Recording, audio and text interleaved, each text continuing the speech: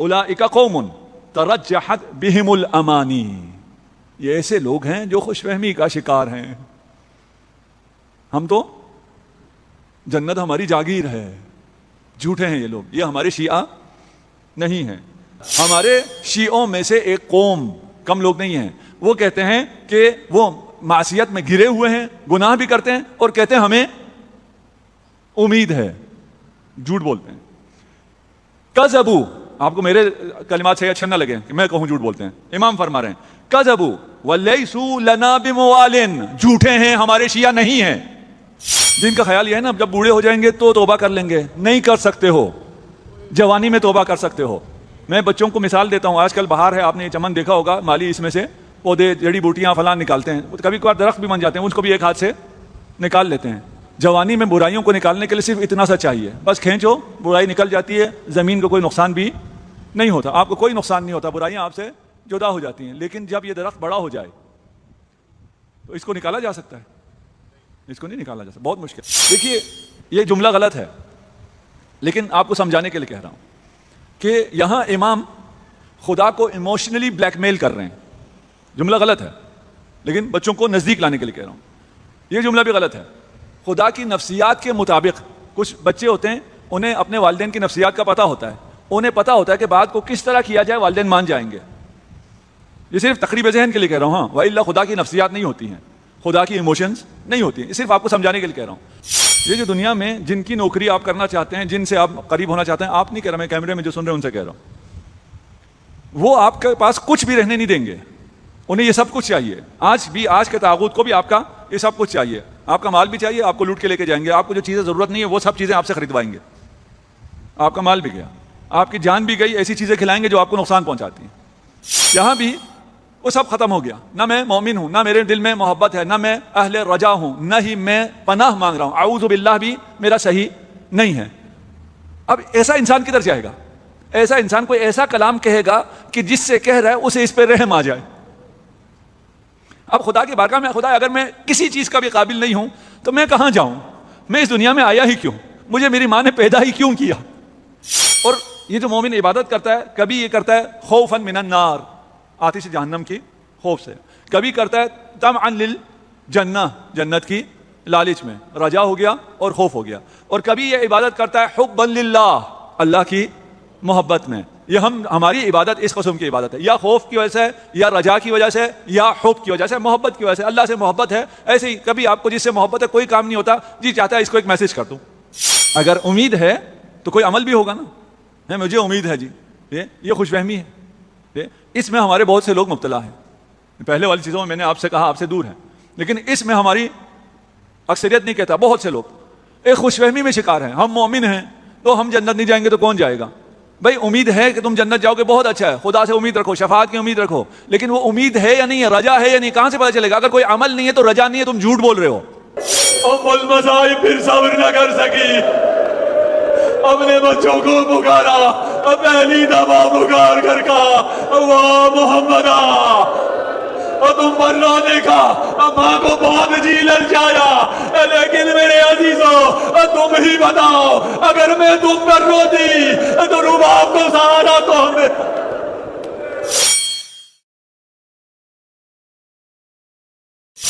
مناجات خائفین ہے. امام نے جو ترتیب رکھی ہے وہ بھی انتہائی خوبصورت ہے. وقت نہ ہونے کی وجہ سے ہم ان تمام چیزوں کی طرف اشارہ نہیں کر رہے. خوف کا کیا مطلب ہے؟ اور آج کل یہ بھی کہا جاتا ہے کہ خدا کوئی ڈرنے کی چیز نہیں ہے، خدا اتنا رحمان رحیم، محبتوں سے بری ہوئی ذات، اس سے ڈرنے کا کیا مطلب ہے؟ اسے مت ڈرو، یعنی گناہ کیے چلے جاؤ. جو کہنے والے ہیں وہ اس حوالے سے کہتے ہیں کہ آپ چھوڑو یار یہ مولویوں کی سختیوں کو، بال تھوڑے سے نظر نہ آئیں، تھوڑا سا حرام نہ کھائیں، پتہ نہیں تزکیہ کے لیے یہ شرط ہے، طہارت کے لیے وہ شرط ہے. اتنی زیادہ سختیاں جو ہے یہ مولویوں نے خود بنائی ہیں، اسلام میں ایسی کوئی سختی نہیں ہے. خدا بہت ارحم الراحمین ہے.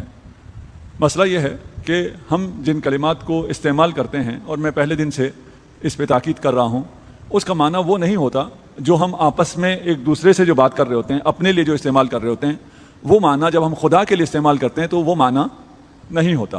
اس سے بڑھ کر دقیق تر معنی ہوتا ہے، اور مادیات سے مجرد ہو کر خدا کے لائق بنا کر اس لفظ کے معنی کو ہم پیش کرنے کی کوشش کرتے ہیں, بیان کرنے کی کوشش کرتے ہیں. اگرچہ یہ تمام الفاظ بہت کم ہیں, خدا کی ذات ان سے بہت بالا تر ہے. خوف سب سے پہلے تو وہی جو ہمارا آپس میں ایک دوسرے کے لیے ہم خوف کھاتے ہیں ایک دوسرے سے, وہی معنی میں ہم سمجھنے کی کوشش کرتے ہیں. ابھی بہت سے اسٹوڈنٹ یہاں بیٹھے ہیں, انہیں بھی ڈر لگتا ہے. کس چیز سے ڈر لگتا ہے؟ استاد سے ڈر لگتا ہے. استاد سے ڈر لگنے کی وجہ کیا ہے؟ وجہ یہ کہ انہوں نے پڑھا نہیں ہے. جب پڑھنا چاہیے تھا, جو درس پڑھنا چاہیے تھا وہ درس نہیں پڑھا, اس لیے استاد سے ڈر لگتا ہے. استاد سے کیوں ڈر لگتا ہے؟ اس لیے کہ وہ پیپر میں فیل ہو جائے گا. تو اس کا لازمہ یہ نہیں ہے کہ استاد بہت خوفناک چیز ہے, خطرناک چیز ہے, اس لیے استاد سے ڈر لگتا ہے.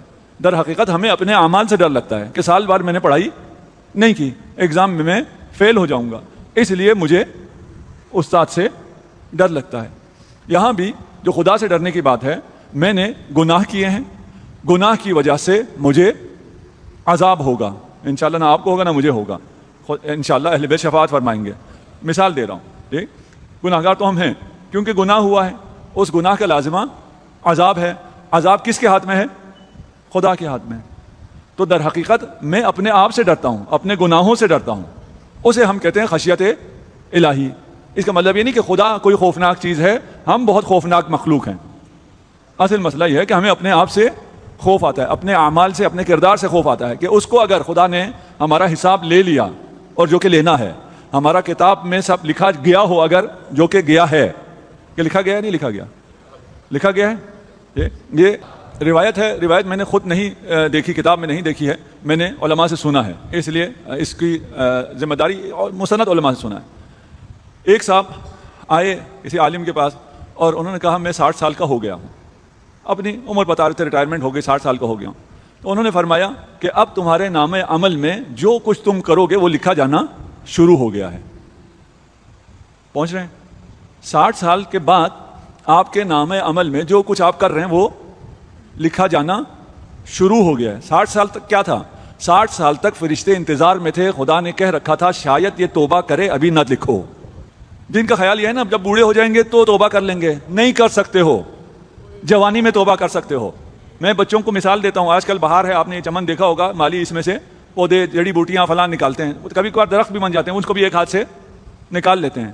جوانی میں برائیوں کو نکالنے کے لیے صرف اتنا سا چاہیے, بس کھینچو, برائی نکل جاتی ہے, زمین کو کوئی نقصان بھی نہیں ہوتا, آپ کو کوئی نقصان نہیں ہوتا, برائیاں آپ سے جدا ہو جاتی ہیں. لیکن جب یہ درخت بڑا ہو جائے تو اس کو نکالا جا سکتا ہے؟ اس کو نہیں نکالا جا سکتا, بہت مشکل ہے. اور اگر نکالیں تو ساتھ میں ساری زمین بھی خراب ہوتی ہے. 60 سال کے بعد لکھا جاتا ہے, اس سے پہلے بھی ریکارڈ ہو رہا ہوتا ہے, لیکن آپ کے نام عمل میں نہیں آتا. شاید کیا کر لو, توبہ کر لو. بس ڈر کس سے لگتا ہے؟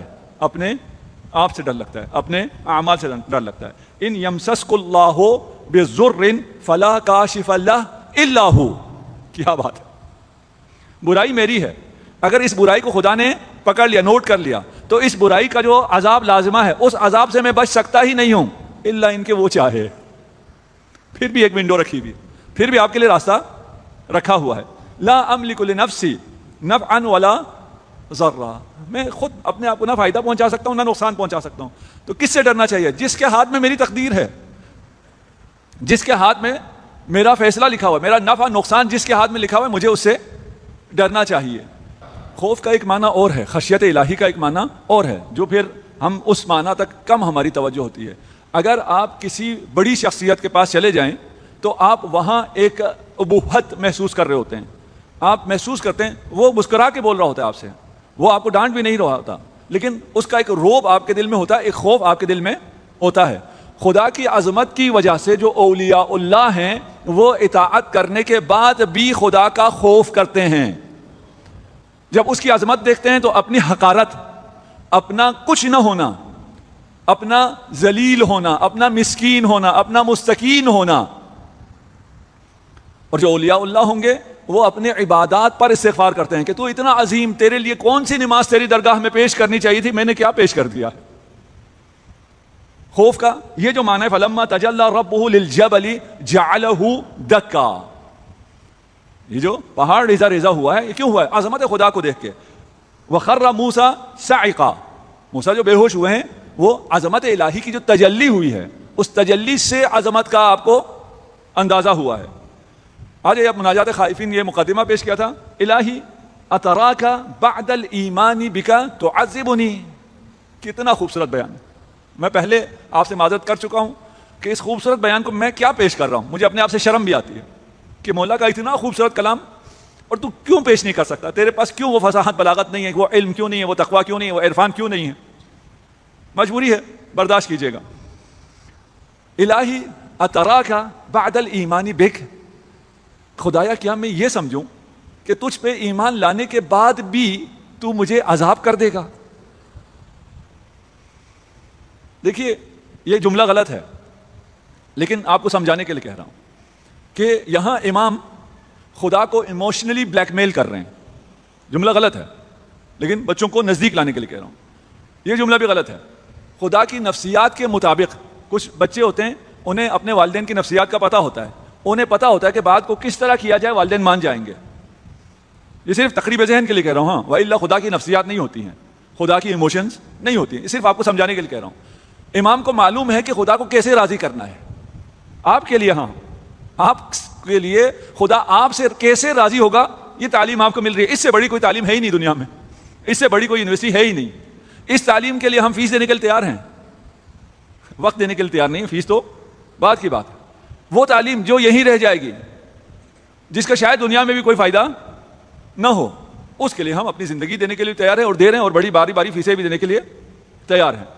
خدایا تجھ پر ایمان لانے کے بعد تو مجھے عذاب کر سکتا ہے؟ کیا میں یہ سوچ لوں، میں ایسا خیال کر لوں؟ اتراکا، یہ ہو سکتا ہے.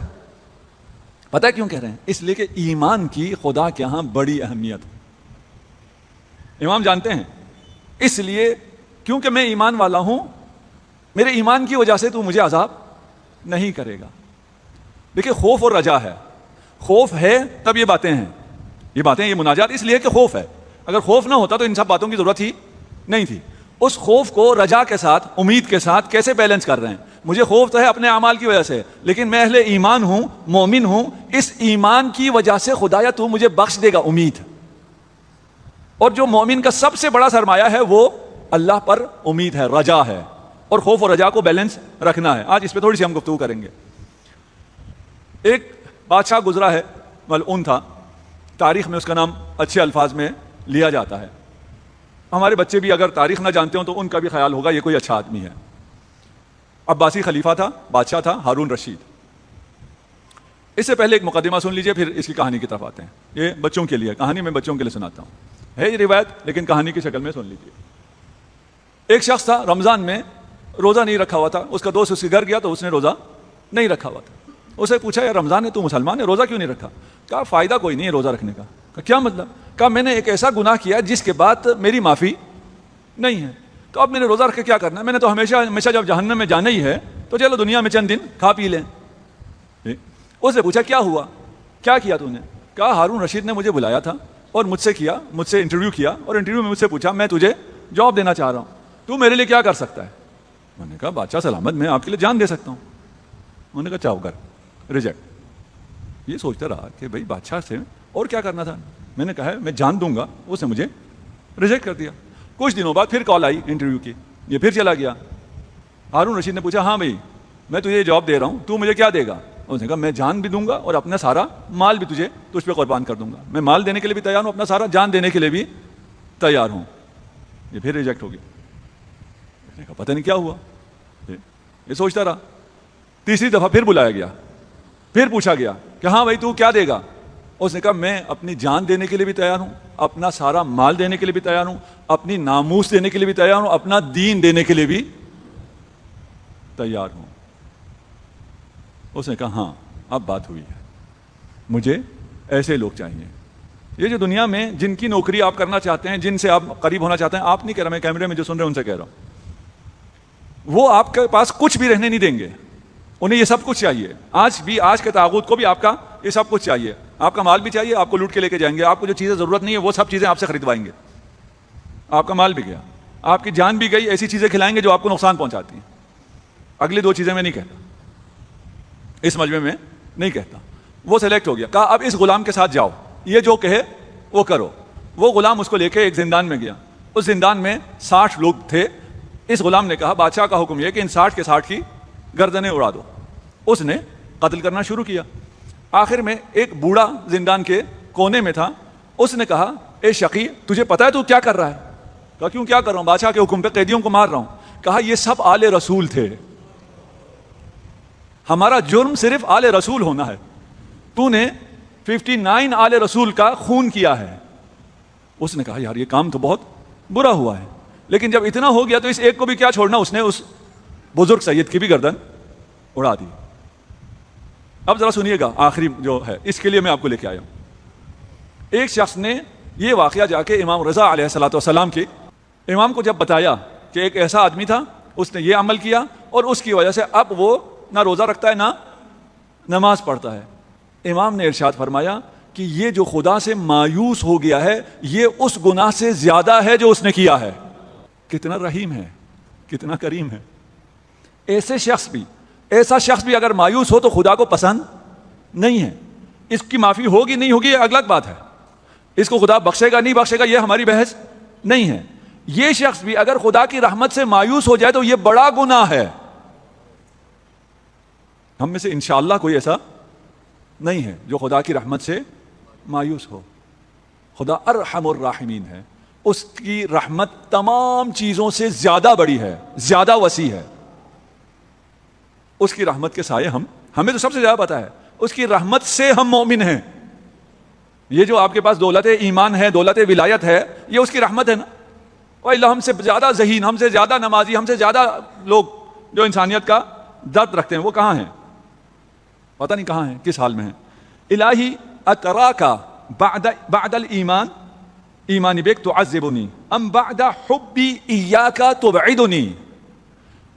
تجھ پہ ایمان ہے, اس ایمان کے بعد مجھ پہ عذاب نہیں, مجھے یقین نہیں آتا. تجھے چاہتا ہوں, تجھ سے محبت ہے, تجھے ایک عمر رحمان و رحیم پکارا ہے, اس محبت کے بعد بھی تو مجھے اپنے سے دور کر دے گا, یقین نہیں آتا. اللہ اکبر. کتنی اہمیت ہے حب اللہ کو امام کی نظر میں, اللہ کی نظر میں. امام کی نظر وہی اللہ کا بیان ہے, معارف الہیہ ہے. امام اپنے پاس سے کچھ بھی بیان نہیں کرتے. ایمان بہت عزیز ہے, اس ایمان کی وجہ سے بچ جاؤ گے. خوف ہے, امید ایمان لے کے آئے گا. اگر ایمان نہیں تو خدایا حب تو ہے نا, ایمان کا درجہ بڑا ہے, محبت تو ہے نا, میں نے تجھ سے محبت کی ہے. جس سے محبت کی جاتی ہے وہ قریب ہوتے ہیں. میں تجھ سے محبت کروں اور تو مجھے اپنے سے دور کر دے. خدا سے دوری کا مطلب عذاب ہے, یہ ممکن نہیں ہے. ام رجائی لرحمتک وصفحک تحرمنی. پہلا مرتبہ کیا ہے؟ ایمان. دوسرا مرتبہ کیا ہے؟ محبت. اگر یہ دونوں نہیں ہیں, میرا دعویٰ تو یہ ہے کہ میں اہل ایمان و مومن ہوں, میرا دعویٰ تو یہ ہے کہ میں تجھ سے محبت کرتا ہوں. اگر دونوں نہیں ہے, یہ تو ہے نا میں تجھ پہ امید رکھتا ہوں. یہ تمام کلام میں اس سے بہت زیادہ مفاہیم ہیں, ہمارے پاس وقت نہیں ہے, چارہ نہیں ہے.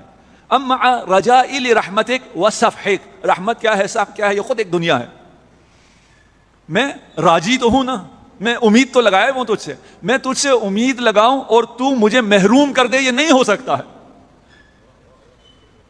تو نے جو اخلاق ہمیں سکھایا ہے نا وہ یہ ہے, اگر کوئی امید رکھے تو اسے محروم نہ کرنا.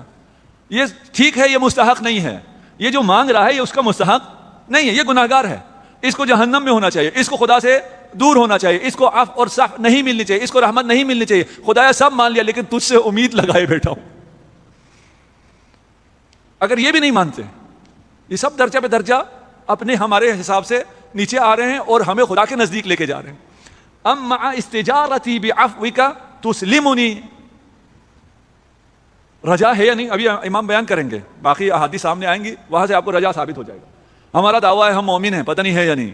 مومن نہیں ہے تو محب تو ہے ہی ہے, اس کا بھی کوئی پتہ نہیں ہے. محب نہیں ہے تو ہم رجا تو لگائے ہوئے ہیں, امیدوار تو ہیں, اس کا بھی کوئی پتہ نہیں ہے کہ رجا بھی ہے یا نہیں, امید بھی ہے یا نہیں. یہ تو ہے نا. اب مع استجارتی, میں تجھ سے پناہ مانگنے آیا ہوں. یہ جو میں مناجات کر رہا ہوں تیری پناہ میں آیا ہوں, یہ تو ہے یا نہیں ہے؟ اتنا تو ہے ہی ہے نا. جب میں تیری پناہ میں آیا ہوں تو مجھے آتش جہنم کے حوالے کرے, یہ کیسے ہو سکتا ہے؟ کوئی ایسا جو یہاں بیٹھے ہیں اور جو نیچے حال میں میری مائیں بہنیں بیٹھی ہیں, کوئی ایسا نہیں ہے جسے یہ رحمت الہی نہ ملے. آخر دلانے والا زین العابدین ہے. حاشا لوجہک الکریم. نہیں ہو سکتا.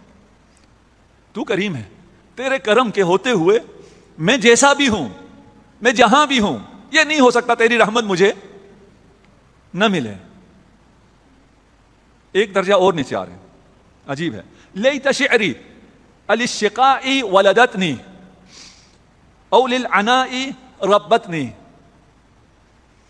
ابھی مناجات کی باتیں چھوڑ دی. اگر تو نے میری مناجات ہی قبول نہ کی تو یہ سب بھی ختم ہو گیا نا، کہ میں تیری پناہ میں آیا ہوں. اگر میری کوئی مناجات ہے تو، اگر میری مناجات ہی قبول نہیں ہوئی، کچھ بھی نہیں ہوا. اب امام بیان بدل رہے ہیں ہمارے لیے، ہاں یہ سارا ہمیں تعلیم دے رہے ہیں، اس کو ضرور سمجھے گا. امام ہمیں تعلیم دے رہی ہے، سب آپ کے دل کی آواز ہے. لیت شعری، کاش مجھے پتا ہوتا میری ماں نے مجھے بدبختی کے لیے جنا ہے یا مجھے دکھ کے لیے پالا ہے. فلیتها لم تلدنی ولم تربنی. کاش مجھے ماں نے جنا ہی نہ ہوتا اور مجھے پیدا نہ کیا ہوتا. آپ کو پیدا کس نے کیا ہے؟ اللہ نے. آپ کا رب کون ہے؟ اللہ. لیکن یہاں کیا فرما رہے ہیں؟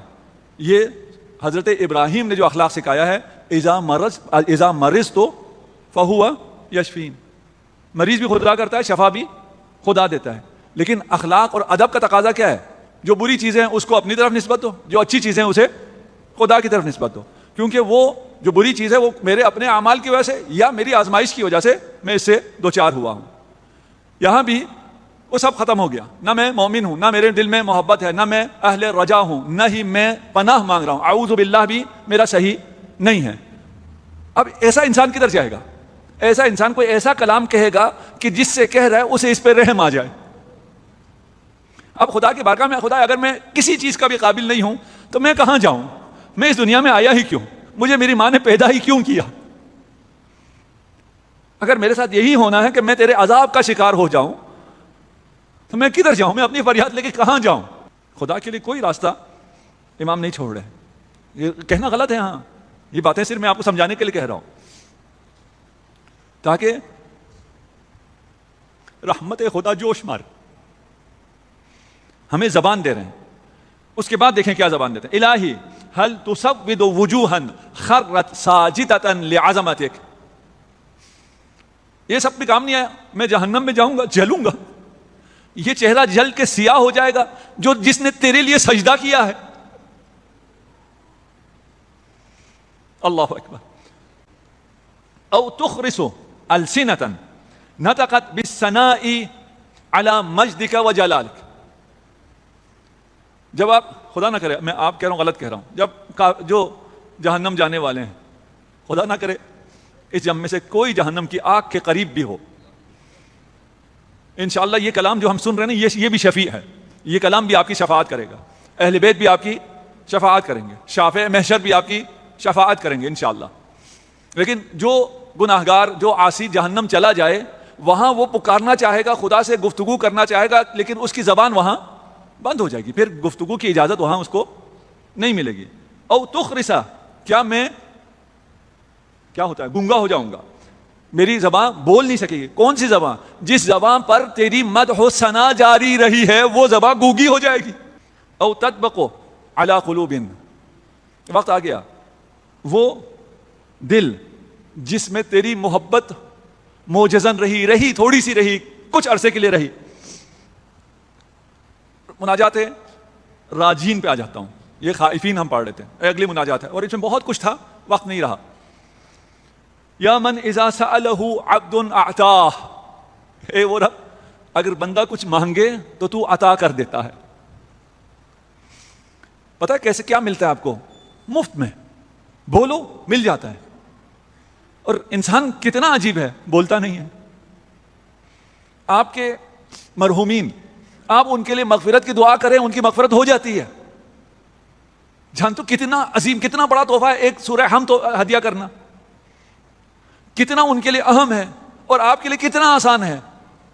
خدا سے ہدایت مانگو مل جائے گی، خدا سے برکت مانگو مل جائے گی، خدا سے آسائش مانگو مل جائے گی، خدا سے سکون مانگو مل جائے گی. اتنا آسان، جہاں اتنی آسانی سے ملتا ہے وہاں لینے کے لیے تیار نہیں ہے. وَإِذَا أَمَّلَ مَا عِنْدَهُ بَلَغَهُ مُنَاهُ، جو اس کے پاس ہے اور اس کے پاس کیا نہیں ہے، یہ آپ کو سمجھانے کہ جو اس کے پاس ہے اس کی آرزو کرو وہ تمہیں دے دیتا ہے. کتنا خوبصورت رب ہے. وَإِذَا أَقْبَلَ عَلَيْهِ قربہ و ادنا، اگر میں اس کی طرف توجہ کروں وہ مجھے اپنے قریب کر لیتا ہے. آ جائیے خوف اور رجا جسے بیلنس رکھنا ہے. ان دونوں میں خوف اور رجا کی بحث تھی، ان دونوں مناجات میں. لا یکون المؤمن مؤمنا، کوئی مومن مومن ہے ہی نہیں حتی یکون خائفا راجیا، جب تک یہ دونوں بیلنس نہ ہو. خوف اور رجا دونوں ہونا چاہیے، خوف بھی ہونا چاہیے اور رجا امید، یہ دونوں ہو. اگر یہ دونوں نہیں ہیں تو یہ مومن نہیں ہے. اور یہ جو مومن عبادت کرتا ہے کبھی یہ کرتا ہے خوفا من النار، آتش جہنم کی خوف سے، کبھی کرتا ہے طمعا للجنہ، جنت کی لالچ میں، رجا ہو گیا اور خوف ہو گیا. اور کبھی یہ عبادت کرتا ہے حبا للہ، اللہ کی محبت میں. یہ ہماری عبادت اس قسم کی عبادت ہے، یا خوف کی وجہ سے، یا رجا کی وجہ سے، یا حب کی وجہ سے، محبت کی وجہ سے. اللہ سے محبت ہے، ایسے ہی کبھی آپ کو جس سے محبت ہے کوئی کام نہیں ہوتا، جی چاہتا ہے اس کو ایک میسج کر دوں، ہوتا ہے نہیں ہوتا، جی چاہتا ہے اس کو ایک کال کر دوں. آپ جب کہیں گئے ہوں، آپ کے والد کو آپ سے رابطے کی کوئی ضرورت نہیں ہے، لیکن اس کا جی چاہتا ہے جیسے ہی جہاز لینڈ کرے آپ اس کو کال کریں. ٹھیک، کبھی اطاعت. اور ایک عبادت وہ ہے جو امیر المؤمنین سے خاص ہے اور اولاد امیر المؤمنین ائمہ طاہرین سے، بل وجدتک اہلا للعبادہ، کیونکہ تو اہل عبادت ہے. ٹھیک ہے نا، عبادت ہی صرف تیری ہو سکتی ہے. کون رجا رکھتا ہے؟ لا تکن ممن یرجو الآخرہ بغیر عمل. اگر امید ہے تو کوئی عمل بھی ہوگا نا. مجھے امید ہے جی، یہ خوش فہمی ہے، اس میں ہمارے بہت سے لوگ مبتلا ہیں. پہلے والی چیزوں میں میں نے آپ سے کہا آپ سے دور ہے، لیکن اس میں ہماری اکثریت نہیں کہتا، بہت سے لوگ ایک خوش فہمی میں شکار ہیں. ہم مومن ہیں تو ہم جنت نہیں جائیں گے تو کون جائے گا؟ بھائی امید ہے کہ تم جنت جاؤ گے، بہت اچھا ہے، خدا سے امید رکھو، شفاعت کی امید رکھو، لیکن وہ امید ہے یا نہیں ہے، رجا ہے یا نہیں، کہاں سے پتہ چلے گا؟ اگر کوئی عمل نہیں ہے تو رجا نہیں ہے، تم جھوٹ بول رہے ہو. آپ کو اچھا لگے یا برا لگے، یہ حقیقت ہے. ان قوما من موالیک یلمون بالمعاصی ویقولون نرجو. پہلے میں کہہ رہا تھا نا، اب امام جعفر صادق علیہ الصلوۃ والسلام کے ہمارے شیعوں میں سے ایک قوم، کم لوگ نہیں ہیں، وہ کہتے ہیں کہ وہ معصیت میں گرے ہوئے ہیں، گناہ بھی کرتے ہیں اور کہتے ہیں ہمیں امید ہے، جھوٹ بولتے ہیں. کذبوا، آپ کو میرے کلمات سے اچھا نہ لگے کہ میں کہوں جھوٹ بولتے ہیں، امام فرما رہے ہیں کذبوا ولیسوا لنا بموال، جھوٹے ہیں، ہمارے شیعہ نہیں ہیں. اولئک قوم ترجحت بہم الامانی، یہ ایسے لوگ ہیں جو خوش فہمی کا شکار ہیں. ہم تو جنت ہماری جاگیر ہے، جھوٹے ہیں یہ لوگ، یہ ہمارے شیعہ نہیں ہیں. من رجا شیئا عمل لہ، اگر کسی کو کسی چیز کی امید ہو تو اس کے لیے وہ کوشش بھی کرتا ہے. ابھی آپ سے اگر کہا جائے کہ مجلس کے بعد تبرک ہے، تبرک میں بھی بریانی بنی ہوئی ہے، اور آپ کو امید ہو، کچھ بچوں کو شاید بھوک لگنا شروع ہو گئی ہو، اب مجھے نہیں پتا بریانی ہے یا نہیں، لیکن انشاءاللہ تبرک ہوگا آپ کے تعاون سے، الحمدللہ تبرک کا انتظام ہے. کیا ہے میرے علم میں نہیں ہے. ٹھیک، جس کو امید ہو کہ میں مجلس کے بعد تبرک لوں گا اور تبرک اس دروازے پہ ہوتا ہے، وہ میری طرح اس دروازے سے چلا جائے گا؟ نہیں جائے گا. جو اس دروازے سے جائے وہ کہ مجھے امید تھی کہ آخر مجھے تبرک ملے. بھائی تبرک چاہیے تو اس دروازے سے جاؤ. فَكُلُّ مَنْ رَجَا عُرِفَ رَجَاؤُهُ فی عملہ. یہ ساری ایک بات ہے، میں ساری یہ تعبیرات ائمہ کی نقل کر رہا ہوں تاکہ آپ یہ کہیں یہ اس کا کلام نہیں ہے، یہ اپنے پاس سے نہیں کہہ رہا، اور مجھے ضرورت بھی نہیں اپنے پاس سے کہنے کی جس سے آپ ناراض ہوتے ہوں. یہ اچھا نہیں لگتا اگر انسان کسی خوش فہمی میں ہو، کوئی اس کو اس خوش فہمی سے نکالے، اس کو اس وقت ایک دفعہ شوق لگتا ہے، ایک دفعہ اچھا نہیں لگتا. یہ آخری اور آپ کی زحمت بھی میں نے اس آخری کلام پہ تمام کر دی، اور اسے یاد رکھیے. یرجو اللہ فی الکبیر، ہماری عکاسی ہو رہی ہے. وَيَرْجُ الْعِبَادَ فِي الصَّغِيرِ، اللہ سے بڑی بڑی امیدیں لگاتے ہیں، لوگوں سے چھوٹی چھوٹی امیدیں لگاتے ہیں. فَيُعْتِ الْعَبْدَ مَا لَا يُعْتِ الرَّبَّ، ساری امیدیں بڑی اللہ سے ہیں، چھوٹی چھوٹی امیدیں لوگوں سے ہیں. سارا ٹائم کس کو دیتے ہیں؟ لوگوں کو. خدایا مجھے برکت دے دے، مجھے رزق دے دے، اور ٹائم سارا کس کو دیتے ہیں؟ باس کو. نماز کیوں نہیں پڑھی؟ باس نے کام کہا ہوا تھا، بہت اہم میٹنگ تھی. سارا ٹائم لوگوں کو دیتے ہیں اور ان سے بہت چھوٹی چھوٹی چیزیں مانگتے ہیں. وہ بڑی چیز ان کے پاس ہے نہیں، کیا دیں گے تمہیں؟ یہ تمہارا خیال ہے کہ ان سے کچھ مل رہا ہے، ان کا بس چلے تو آپ کے پاس جو کچھ ہے وہ بھی لے جائیں گے. آپ کو کوئی دینے والا انسان نہیں ملے گا. میں بھی ان میں شامل ہوں، جو میرے ساتھ کام کرتے ہیں ان کو ہی بتا رہا ہوں. کچھ بھی نہیں ملنا کسی انسان سے. جس سے سب کچھ ملنا ہے اس کے لیے کیا کرتے ہو؟ کچھ بھی نہیں. جس سے کچھ نہیں ملنا اس کے لیے اپنی ساری زندگی دیتے ہو. جو پہلا ہارون رشید والا پیش کیا تھا, اپنا مال, اپنی جان, اپنی ناموس, اپنا دین, سب کچھ دے کے اسے ملا کیا؟ وہ دے کیا سکتا ہے؟ جس سے امید لگاتے ہیں کہ وہ میرے پیچھے ہے, وہ مجھے پتہ نہیں کیا دے گا, پتہ نہیں ہے, وہ رات سوئے گا تو صبح اٹھے گا بھی یا نہیں اٹھے گا, اس سے امید ہے. خدا انشاءاللہ ہمیں ان کلمات کو سمجھنے اور ان پہ عمل کرنے کی توفیق عنایت فرمائے. میں اگر کہیں سخت ہو گیا یا میں نے جسارت کی تو میں آپ سے معذرت چاہتا ہوں. امام کا کلام تھا, فرض تھا آپ تک پہنچانا, اور کتنے خوش نصیب ہیں آپ, کتنے خوش نصیب. آپ کے پاس صحیفہ سجادیہ ہے, اور کتنا بد نصیب ہے وہ جس کے ہاتھوں میں خزانہ ہو اور وہ فقیرانہ گھوم رہا ہو, اس کے اپنے پاس سب کچھ ہو اور وہ در بدر کی ٹھوکریں کھا رہا ہو. خدا آپ کو اپنے حفظ و امان میں رکھے. ان قیمتی خزانوں سے فائدہ اٹھانے کی آپ کو اور مجھے توفیق عنایت فرمائے. آج جن شہیدوں کا ذکر کرنا ہے, ان شہیدوں پر ان کی ماں نے گریہ نہیں کیا. آج کے مصائب خاص طور پہ اپنی ماؤں بہنوں کے, آپ لوگوں کے لیے پڑھ رہا ہوں, اپنی ماؤں کے لیے, خواتین کے لیے, مومنات کے لیے. جب کاروان حسینی نے فیصلہ کیا کہ کوفہ کی طرف روانہ ہونا ہے, زینب علیہ مقام بھی تیار ہوئی. امام نے فرمایا کہ جاؤ, جا کے عبداللہ سے اجازت لو. وقت کا امام ہے, ولایت رکھتا ہے, لیکن شریعت کی پاسداری ہے. حضرت زینب جب عبداللہ کے پاس آئیں اور کہا میں اس سفر کا ارادہ رکھتی ہوں اور اپنے بھائی کے ساتھ جانا چاہتی ہوں. عبداللہ نے کہا سفر میں مشکلات آ جاتی ہیں, بلائیں آ جاتی ہیں, بلاؤں کو صدقے سے ٹالا جا سکتا ہے. ایسا کرو, اون و محمد کو ساتھ لے جاؤ. اگر حسین پہ کوئی بلا آئے تو اون کو میری طرف سے قربان کر دینا, تو محمد کو اپنی طرف سے قربان کر دینا. اجرکم علی اللہ. یہ کاروان کربلا پہنچتا ہے. ہر ماں, اور مخصوصاً وہ مائیں جن کے کڑیل جوان تھے, اپنے بچوں کو تیار کر رہی ہیں, اپنے بچوں پہ فخر کر رہی ہیں. لیکن جن کے بچے چھوٹے تھے انہیں فکر تھی کہ نہ جانے ہمارے بچے بھی کسی کام آ سکیں گے یا نہیں. زینب اپنے دونوں بچوں کو بٹھا کے بتا رہی تھی, سمجھا رہی تھی, اگر تمہاری عمر کم ہے تو کیا ہوا, تم میں جعفر طیار کی شجاعت ہے, تم نے حیدر کرار کی شجاعت دکھانی ہے. عاشورہ کا دن آتا ہے, ایک ایک کر کے شہید اجازت لے کے شہادت پیش کر رہے ہیں, لیکن اون و محمد جتنی دفعہ بھی آئے امام کے پاس, امام نے اجازت نہیں دی. بیٹا جاؤ امام سے اجازت لو. امام نے اجازت نہ دی. جب اجازت نہ دی تو زینب خود حاضر ہوئی, التماس کیا, بار بار کہا, امام نے اجازت نہ دی. کیسے ایک ماموں اپنے بچیوں کو, اپنے بانجوں کو مرنے کی اجازت دے سکتا ہے؟ زینب نے ماں زہرا کا واسطہ دیا, بھیا حسین میں زہرا کا واسطہ دیتی ہوں, میں نہیں چاہتی کل قیامت کے دن سب کے سامنے میں اپنی ماں کے سامنے شرمندہ ہو جاؤں. سب نے اپنے اپنے لال قربان کیے. اجرکم علی اللہ. امام نے اجازت دی, تبرکات کا صندوق کھلا, جعفر طیار کا امامہ محمد کے سر پہ رکھا گیا, حیدر کرار کا امامہ اون کے سر پہ رکھا گیا. دونوں بھائی جہاد کرنے کے لیے نکلے, دونوں نے داد شجاعت دی.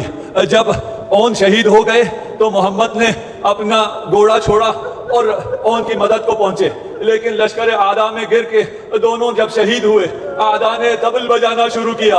جب بھی شادیانہ بجایا جاتا تھا, جشن کا اعلان ہوتا تھا, امام حسین لاشوں پہ آ جاتے تھے. ابھی حسین تنہا نہیں ہے, علی اکبر اور عباس کے ساتھ آئے ہیں. ایک لاش کو عباس نے اٹھایا, ایک لاش کو علی اکبر نے اٹھایا. جب وہ واپس مقتل میں آئے, ہر لاش کے استقبال کرنے کے لیے زینب آگے بڑھتی تھی, لیکن جب اون و محمد کے لاشیں آئے زینب کہیں نظر نہ آئی. حسین نے کہا زینب کو بلاؤ, اپنے بچوں کا دیدار کر لے. بڑا اصرار کر کے زینب نے مجھ سے اجازت لی تھی.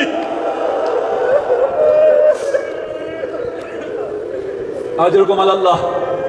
لوگوں نے ڈھونڈنا شروع کیا, زینب کہیں نظر نہ آئی. پھر دیکھا پشت خیمہ حالت سجدہ میں ہے, رب کی بارگاہ میں شکر ادا کر رہی ہے. خدایا تیرا شکر ہو, میری اس قربانی کو اپنی بارگاہ میں قبول فرما, میرے حسین کی حفاظت فرما.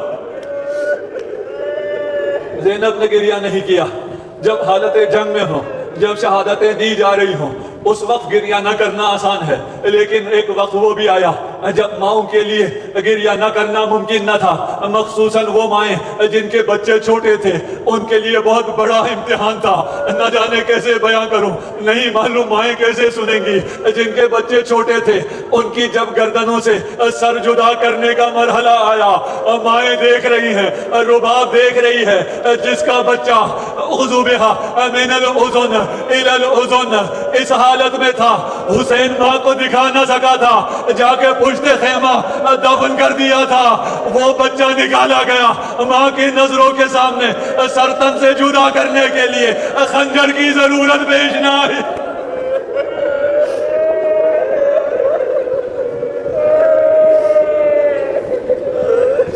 اجرکم علی اللہ. جو بچے چھوٹے تھے ان کے سر چھوٹے تھے, نیزے کی انگلی بڑی تھی, مائیں دیکھ رہی تھی. ہر ماں اپنے شہید پر گریہ کر رہی تھی, لیکن زینب نے اس وقت بھی گریہ نہ کیا.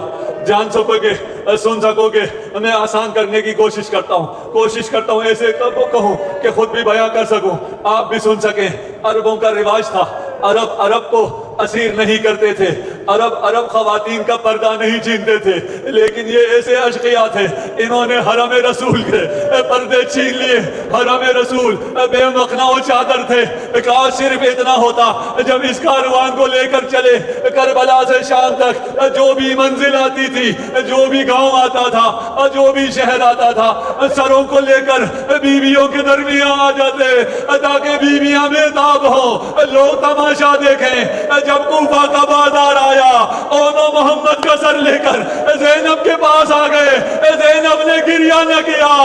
کوفہ کی عورتوں نے کہا, لگتا ہے ان دو شہزادوں کی ماں مر گئی ہے.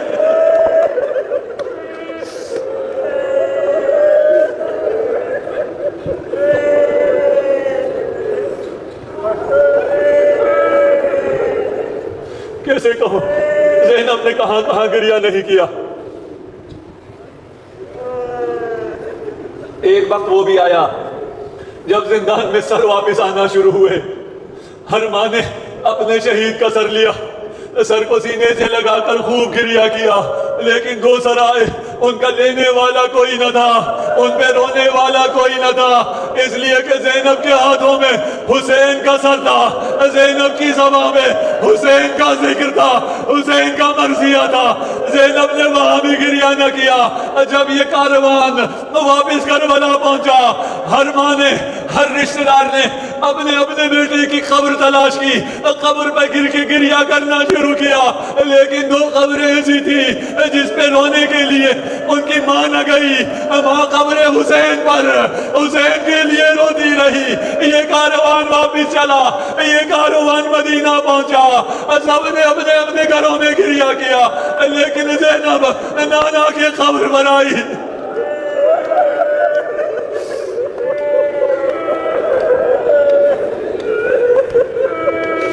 نانا کے سامنے اپنا سفرہ دل کھولا.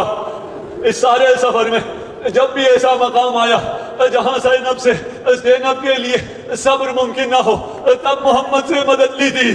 جہاں بھی ایسا منظر آیا وہاں سے محمد کو پکارا, واہ محمدا ھذا حسینک مرمل بالدماء مقطوع الاعداء مسلوب العمامة والرداء.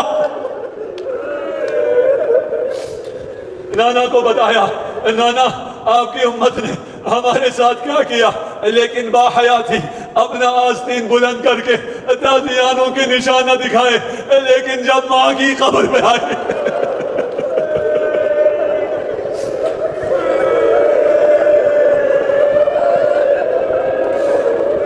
اجرکم علی اللہ. سارا کاروان اپنے گھروں کو چلا گیا. شریکت الحسین, میری جان آپ پہ قربان, ام المصائب, جب واپس اپنے گھر آئی، جب گھر میں جو چھوٹے چھوٹے بستروں کو دیکھا، ماں کا صبر تمام ہو گیا۔ ام المصائب پھر صبر نہ کر سکی، اپنے بچوں کو پکارا، پہلی دفعہ پکار کر کہا واہ محمدہ، اور تم پر نہ دیکھا، ماں کو بہت جی للچایا، لیکن میرے عزیزوں تم ہی بتاؤ، اگر میں تم پر روتی تو رباب کو سہارا کون دے؟ السلام علیکم دوستو، کیسے ہیں آپ سب؟ امید کرتا ہوں آپ سب خیریت سے ہوں گے۔ ہماری یہ ویڈیو آپ کو کیسی لگی ہے ہمیں کمنٹ سیکشن میں ضرور بتا دیا کریں، اور ہمارے ویڈیو کو لائک، سبسکرائب اور زیادہ سے زیادہ شیئر کیا کریں، تاکہ ہر آنے والی نئی ویڈیو آپ کے پاس بر وقت پہنچ سکے۔ اور ہماری اس ویڈیو کو اپنے دوست، احباب اور رشتہ داروں کے ساتھ بھی زیادہ سے زیادہ شیئر کیا کریں، تاکہ ان کے پاس بھی ذکر محمد وآل محمد کی یہ مجالس بر وقت پہنچ سکیں، اور وہ بھی ذکر محمد وآل محمد سے مستفیض ہو سکیں۔ ویڈیو دیکھنے کا بہت شکریہ۔ السلام علیکم ورحمۃ اللہ۔